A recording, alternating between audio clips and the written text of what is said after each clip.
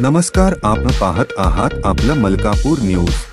हे बघा, इतक्या खालच्या पातळीचं टीका करणारा हा मला वाटतं की ज्याला म्हणतात की कलुटी माणूस आहे, नौटंकी माणूस आहे। ह्या माणसाला सगळ्यांना संपवलं।